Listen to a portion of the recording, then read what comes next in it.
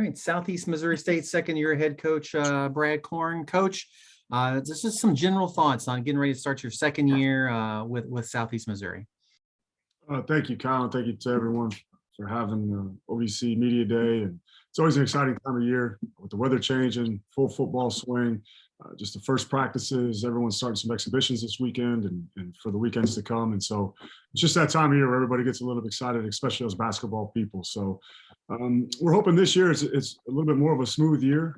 I know everyone had their challenges and dealt with everything in their own different ways and different levels and different scenarios and quarantines. And hopefully that the majority of that is behind us and we can focus on what we all really love to do. And that's just coach and play the game of basketball that we all love. So I'm really looking forward to a seamless year. Looking forward to hopefully everybody staying healthy within the league, just because you go back to a year ago and everybody, you may have not got a team on this time. You may have got a team out of quarantine. This player may have been out. And so hopefully all those scenarios are gone and over with, and we can just play the games that we want to play and need to play, and everybody can have a successful and healthy season.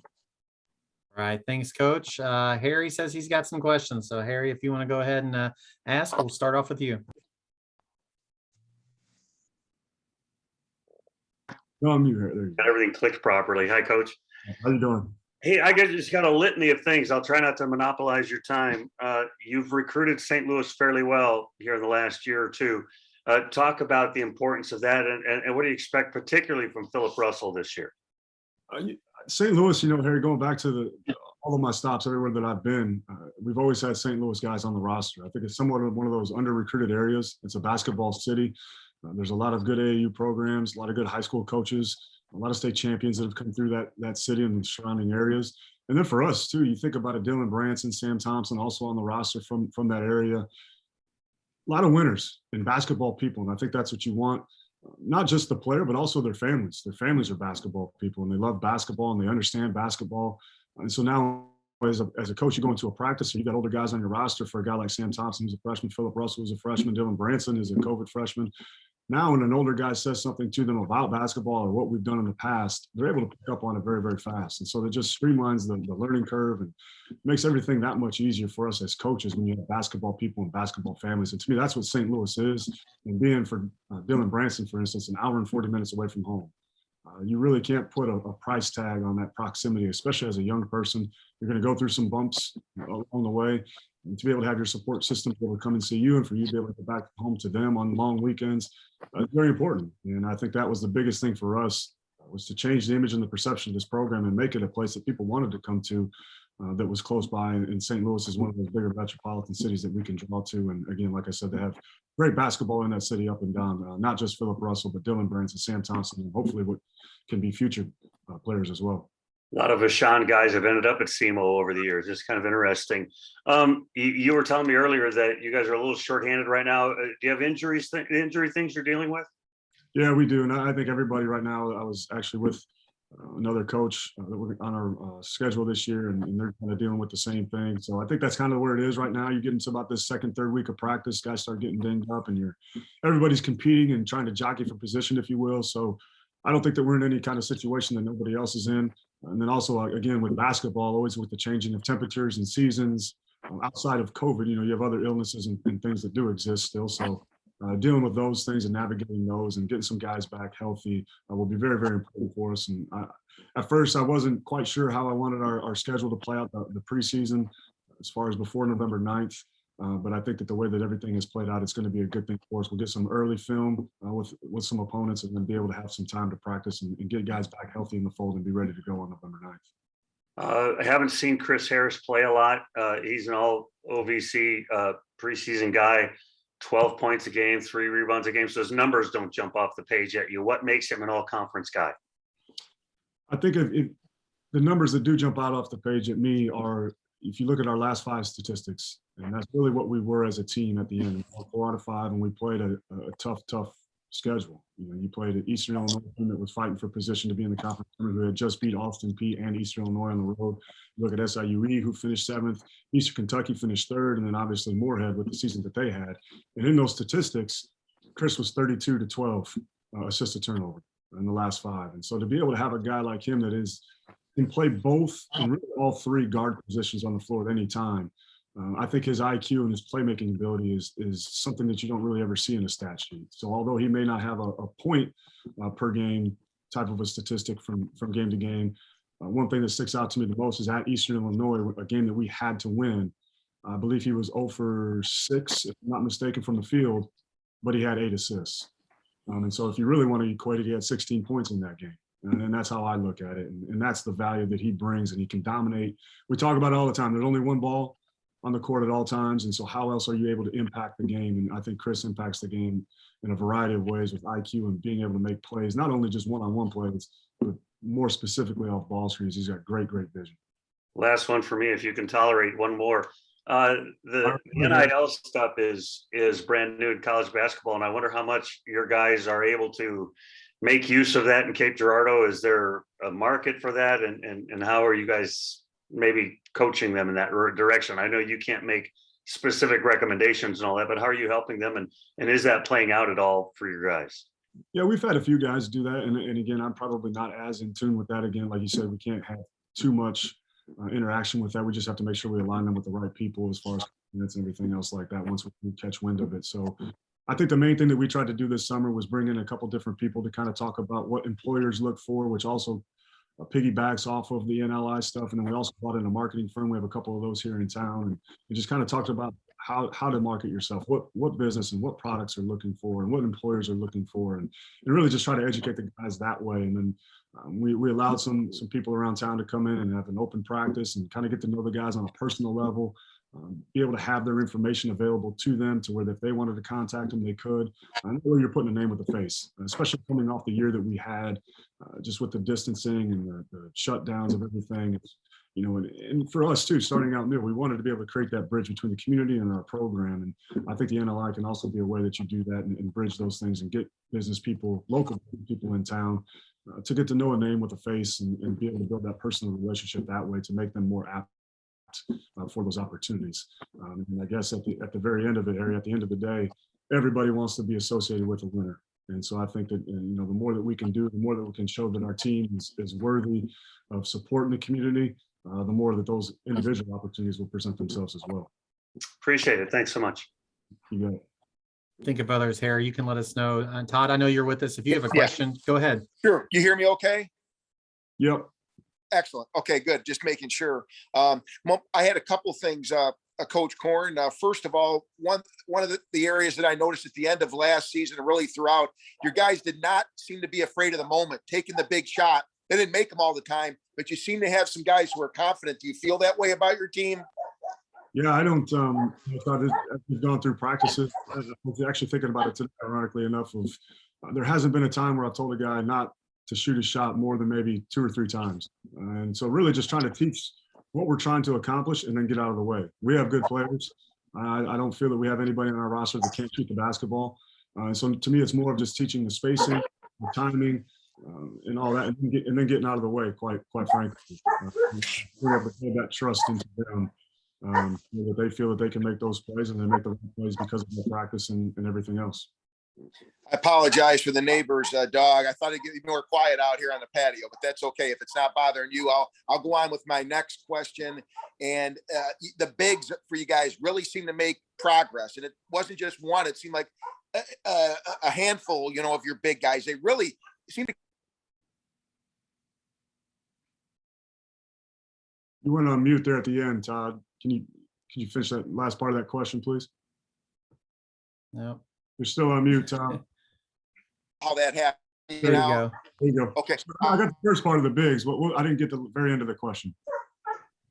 Your big guys underneath the big guys. Yeah, you know what? I thought Nate Johnson had a huge summer. He was really making some strides, and unfortunately, he had a little bit of a setback injury-wise. So I think that was a big reason why he wasn't able to be where I thought he could be right now. So we look to get him back here pretty soon. But you talk about Sam Thompson has been very, very impressive as a freshman at that position. It's extremely hard to play that position. The 2 hardest positions are the 5, the center position, and obviously the point guard. And to be a freshman at those positions, we talked about Philip Russell earlier, and then Sam Thompson has done a really, really nice job. Good hands, good feet, really knows what he's doing with the basketball. I've been really impressed with his IQ at this point. And then you look at Manny Patterson, who's just been Man is that ultimate workout, always talking, works his tail off, blue collar, comes to practice every day, appreciates his opportunity of being here.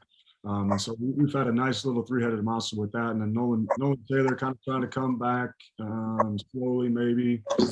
We'll try to get some more, being really vague on that, but just trying to get some more information on him as we move forward.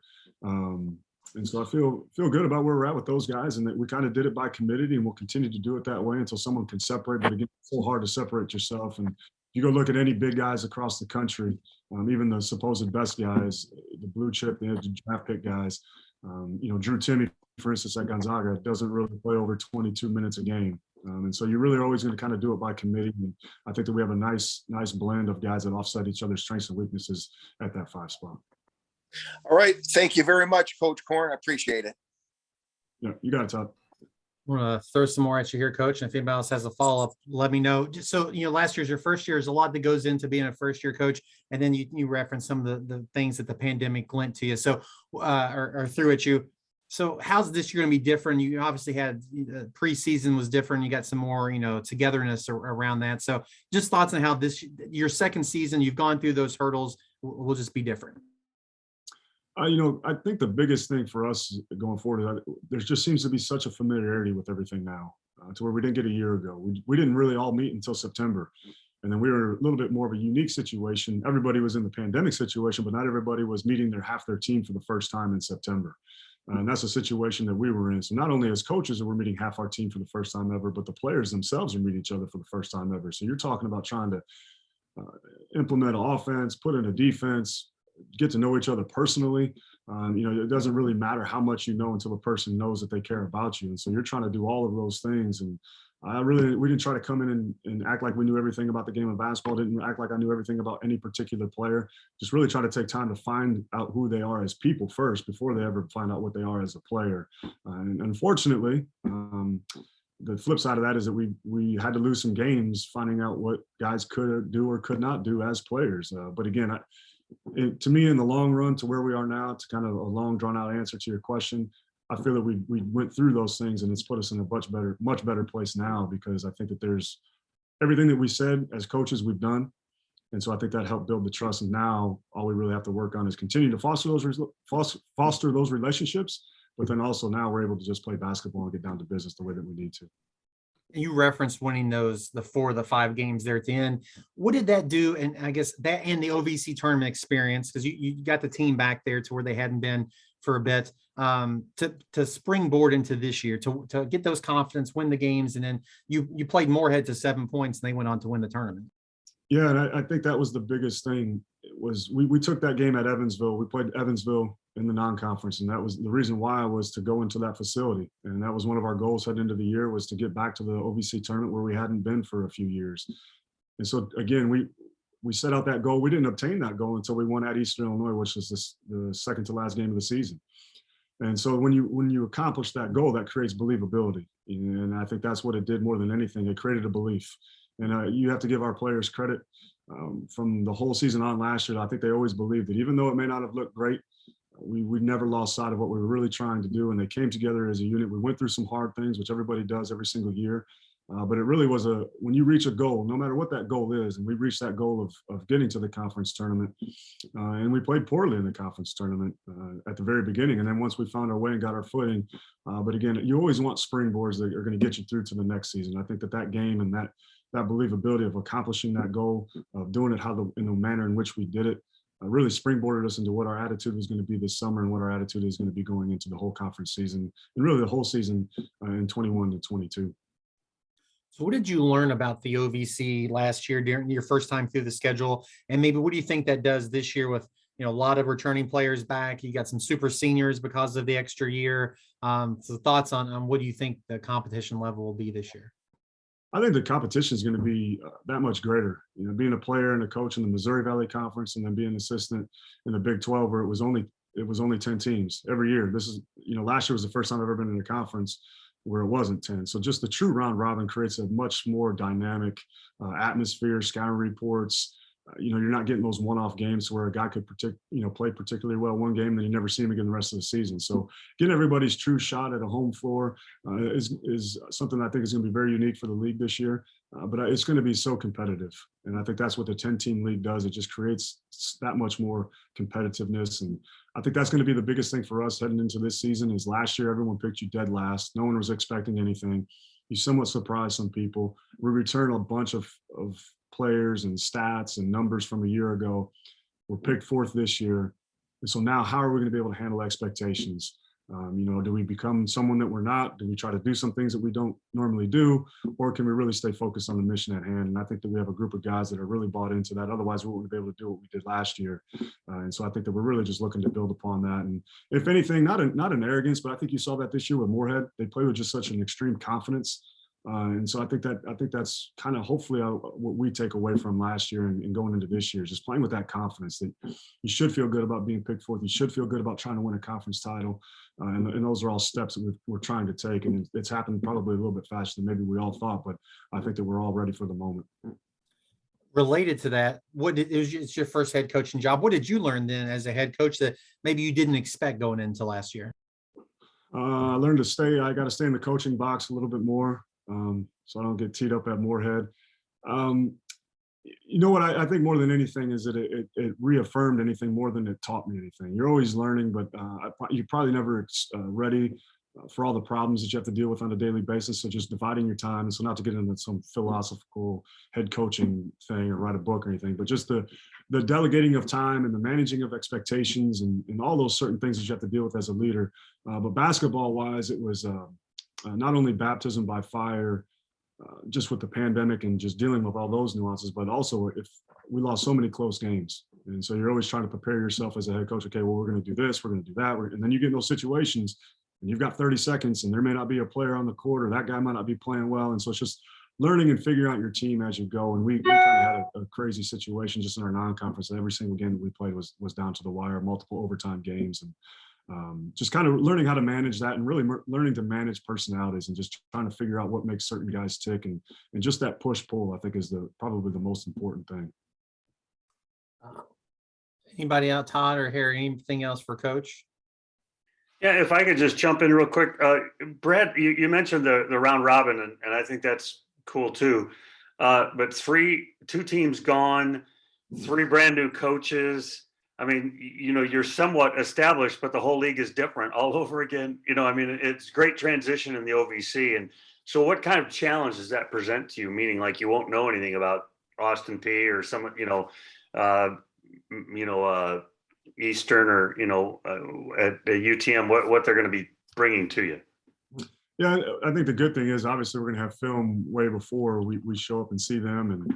And, but again, you don't know. The other thing that I'll add to that, Harry, is now with the portal, is a team could look bad or pick last on paper, but all of a sudden they added 2-3 portal guys that all of a sudden, for whatever reasons, different environments make people play differently, and different coaches have. You saw it with us a year ago, right? I mean, we're picked 12 out of 12, not even 11th place vote, and then we finished 7th. So it's any year anything can happen. So I think that you look at what Coach Ritter did at Bethune-Cookman the year before, because they didn't play last year with the pandemic and winning a conference title. Coach Simmons at Eastern Illinois, what he did at Evansville, had so many battles with him. I mean, his teams, you could give him 5 guys from the library, he's going to find a way to stay in the game.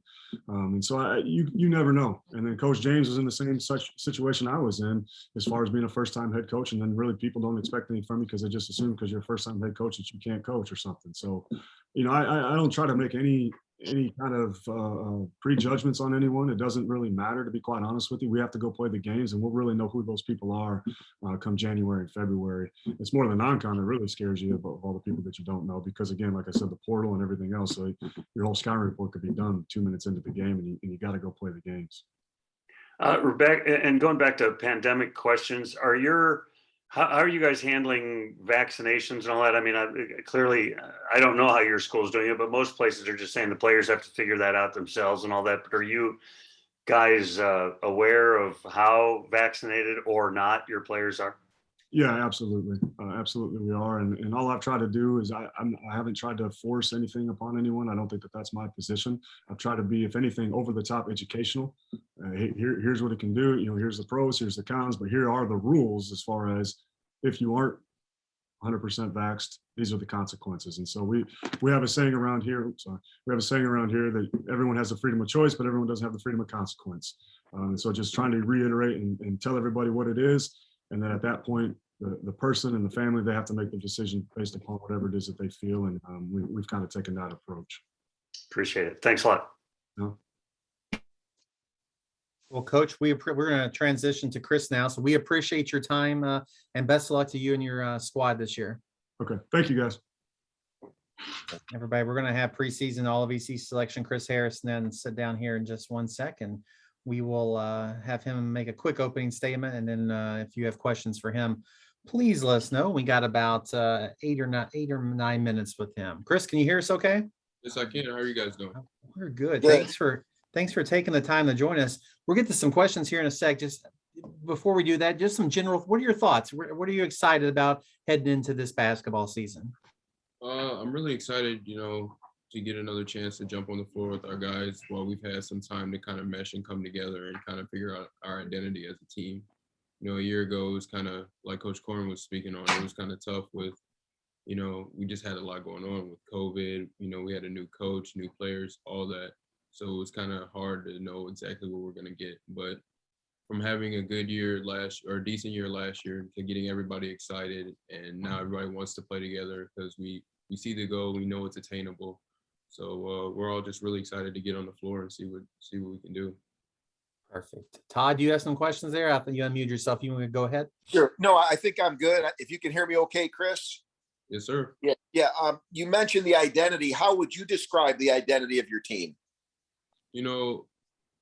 Our identity, it starts on defense for us. We feel like our defense can lead into our offense. And when it does, we feel like we have the ability to shoot the 3-ball, almost better than anybody. We have people like Eric Reed, Nana Kenton, Parker Long, who all, every time they shoot the ball, I think it's going in, So that's kind of where I think we stand on our defensive and our offensive kind of identity, kind of where we're looking to take advantage of stuff. And a little bit more this year, last year with Nolan being in, we wanted to kind of slow down and get him the ball. But this year, kind of seeing how we're going to transition without him, we'll be able to get out and transition more and play up and down a little faster. And one thing I mentioned, Coach Korn, is it seems like a team, you got a lot of guys who aren't afraid to take the big shot. It seems like you got a pretty confident group. Would you describe it, or how would you describe it? Yeah, I mean, every shot that we've seen each other take, we have full confidence that we'll make it. So, I know E. Reed's here shooting all the time. I know Nana's here shooting all the time. I know DQ shooting all the time. Everybody's getting in the gym and getting their shots up. So, any shot that they take, we feel okay with them taking it because we know where we are as a team and we know where we are with our roles as well. So we know certain people who we want to take certain shots. So like you said, yeah, we have the utmost confidence in our guys because of the work we've already put in. All right. Thank you. That was my main stuff. If anybody wants to go. I've got 1 or 2 here. And if you think of something else, Todd, let us know. So Chris, when you first got to SEMO, you played 2 games, you got injured. And then last year you're back. So talk about that, having to sit out that whole first year and then coming back and having a very solid season last year. Yeah, so it was a little crazy. I started off the year pretty hot. I was excited to get going. My first year really living out my dreams, playing under Division I, and I ended up getting hurt. And in that time, mentally for me, it taught me a lot, and it drove me towards my faith a lot, and it showed me how to overcome tough situations. And with that being said, I learned a lot as well because I was sitting on the sidelines every game. So sitting on the sidelines, I haven't played in this league before, haven't seen these coaches, haven't seen these teams. So it was really a good kind of preamp to the next year when I go into it. So I feel like even though it was a little disheartening, but in the end, it really paid off. Yeah. Harry, if you want to go ahead with your question for Chris. Yeah, thanks for your time, Chris. 2 quick ones. Tell me about Coach Korn. I want to know, what are his motivating strengths? Meaning, why are you guys excited to play for him? Well, Coach Korn, first of all, you can tell every day he comes into work that he doesn't even feel like it's work. You know, he wants to be here just as much as us. And, you know, we actually feel the love from him. I say this all the time, out of all the schools that I've been to, and I've been to a lot of different schools and played with a lot of different people, the way he runs the program and the way he wants to be known as a program is definitely different from everywhere I've been, just because of the culture that he brings and he wants to instill in everyone. Like he said, one of the first things he ever said to us was changing the image and perception of the program. So from that point forward, for us as following his lead, we were like, okay, that's something we can do. You know, SEMO hasn't been very good in the past, but now that he says this, we know that we have the opportunity to do what he says. And, you know, it really showed us how much he believed in us and how much he trusted us. And we saw it all throughout the games last year and through our play and practice and everything. So Coach Korn has been great with us, and he's been a huge help to turning this organization around. If I remember correctly, you played at John A. Logan. Am I right about that? Yes, sir. And a lot of players have ended up in Division I basketball for John A. Logan. Can you just talk about that program and your experience there? Yeah, it's a great program. You know, I love John A. I still go back to this day. It's only about an hour 15 down the road. And you know, playing for Coach Kyle Smith-Peters, it was a good experience. I had a lot of guys on my team who were pretty good. It was one of the first times, you know, I wasn't the best player on my team. So, you know, we had Jay Scrub, who plays for the Clippers now. He was drafted directly out of junior college. We had David Sloan, who plays for ETSU, as well as Manny Patterson over at ETSU. And we had Jonah Jackson. So, you know, we had 4 guys who played Division I, all in the same teams, having to figure it out. And when you look back and you kind of relay it to what's going on now, you know, we have kind of a similar situation where, you know, we have a lot of guys who are very good. And now it's about, you know, determining how we put it together and us accepting our roles and doing our jobs. You guys opened with Missouri State, and way back in the day, Missouri State and SEMO were big rivals. But I'm going way back now. How do you look forward even to that first game? Do you even think about the first game yet at all? I mean, you know, when you get the schedule, they put it in front of you, you think about the teams and stuff. But, you know, going through my mind, it's getting myself and my team ready to play more than I'm thinking about them. Because, you know, at the end of the day, it doesn't matter if they're good, great, or in the middle. You know, you have to play your best basketball. You can't play down to the competition. So that's kind of how I'm approaching it and kind of how we're looking at the schedule. Appreciate it. Thanks for your time. Awesome. Thank you, guys. Chris, we appreciate you, and best luck to you and your teammates this season. Thank you so much. You guys have a great day. You too.